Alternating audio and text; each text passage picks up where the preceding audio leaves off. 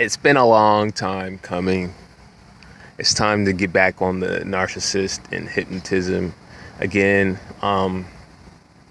If you guys haven't watched the other video, you guys are slipping. I'm pretty sure everybody's watched it, but basically, narcs, they have their way of hypnotizing people. They break your flow. They're flow jackals. Every time you try to get into a rhythm, they're trying to throw you off, cut you off while you're talking, ask you questions that they don't need to ask, act like they didn't hear you, have you repeat yourself over and over again, cut you off while you're walking, talk, major trash about you. And, it sucks. It sucks, dude. They're always trying to throw you off. Always. There's never like a moment, like even when they aren't directly doing it, they're being difficult, making things too complicated. And it's so that you can never get into rhythm with life. You can never get in sync with life. One of the main and most powerful ways of doing this is ignoring someone. Like ignoring somebody is like that. Besides like actually hitting or pushing someone, that's one of the most disorienting things that you can do. Because, for one, it's embarrassing if other people are there. And two, it messes with people's senses. They think that for a second, like their mind is like getting that feedback, like, oh, maybe I'm not talking loud enough. Or so then their mind starts to try to figure this thing out. And there's nothing to figure out, There's nothing to figure out. So you get mixed up, you don't know what to do, and then the next thing you know, the person is giving you their suggestion of what you should do. They're trying to tell you, they're trying to take control of your life at that point. When you don't know what to do, you don't know what to do next, and everything is in shambles, your rhythm's thrown off. Life feels different, because even enjoying life, like you got to think about it. When you really are enjoying life, things seem to flow. There's truth to the saying of time flies when you're having fun. You get into a rhythm, you don't really feel as concerned with time, and just everything seems like it's going by faster, and things are just falling into place. Now, if you can't do that, you're not enjoying life, the way you should be.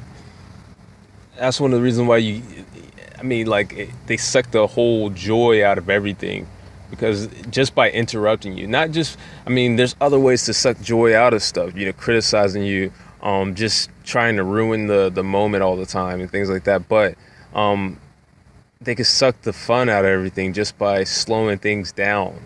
They slow the talk down. They don't let stuff go, so you can't really enjoy yourself. You feel the time. It's like watching paint dry, But so they do all this.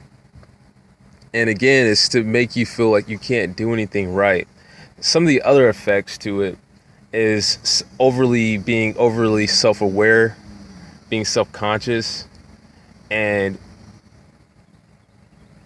once you get like that, even when you're not around them, right? Even when you're not around them, you're not experiencing life the way you should, because again, life is like being broken up. You're never in flow because you're overanalyzing everything, because they're always criticizing you. They're always breaking your flow. So you can't get into a rhythm. So it's like, the only time where you can feel in rhythm is when they come in and decide to give you that encouragement. When they come in and decide to stop breaking the flow and stop doing that to you. And whenever you start doing it to yourself, they give you a little bit of encouragement, and then you feel like yourself again, So, and then now you're more attached to them, because even though they created it, the only time you feel normal, the only time you ever feel good is with them. So it's a big cycle. It's hypnotism. It's very dark. They do this all day long, all like they try to find the person who's most acceptable to it, but once they find that person, in this case it's you, it never stops. They're always going to be trying to do little stuff and break the flow and you have to check them and yell at them. It's a very sick thing. Their mind has to be really unhealthy. And it's more shocking and toxic to you just because your mind naturally is going to have moments where it just wants to relax. Because you have a healthy mind, you want to relax, you want peace, and it goes through its cycles. And they're jumping into it and basically like shocking you so that you never get those cycles through, and they start interrupting your health. That's not how a healthy mind functions. You get what I'm saying? So in a way, they're interrupting your health without even having to do anything physically to you. And once you stop believing in yourself, they disagree with everything you say. They are basically taking apart all of your trust in yourself, all of your being in the momentness, being who you are. Because you can't really be yourself if you can't be in the moment. Like your natural self is you behaving naturally. So they're taking you from you in a way, because you can't even be natural. Like you are you still, but you can't really express your natural self. You can't really be yourself around them. So now they try to force this new identity on you, and then they'll let you, once you start doing it to yourself, once you start acting like you're inferior or what have you, then they'll sit there and let you get in the moment and let you, be you and things like that, because now you're giving them what they want. But if the you is somebody who's assertive and, which all of you are, everybody has a level of assertiveness. Everybody has a level of assertiveness in them. Then yeah, they're not going to want you to be yourself. So it's something to look out for. It's something that you should pay attention to and just get away from these people. A healthy mind can't really operate around these type of people just because they're going to be always interrupting you. And if you're forced to be around them, you gotta find a way to really draw your boundaries and get away, so you can lock yourself away from them and just, go on about your business.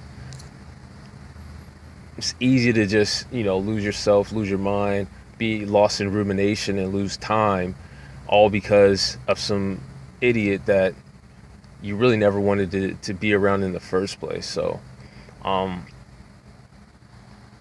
hopefully you will never be in a situation where you can't leave. But I feel like if you were locked in a prison cell, the way of going about it is probably a lot different. I'd say, like, if you were locked in a prison cell with this person, it's like either you hurt them physically or you go crazy. Like I don't know. I don't have the technology to be like, you can be forced to live around a crazy person 24/7 and never go crazy yourself. I know people are able to do it, but I don't know how they can survive that. But other than forcing them to stop and forcing them to play by your rules, kind of, and by your boundaries. But we're not in that situation, so don't even try that in the real world. Just get away from them. And that's all I got. Peace.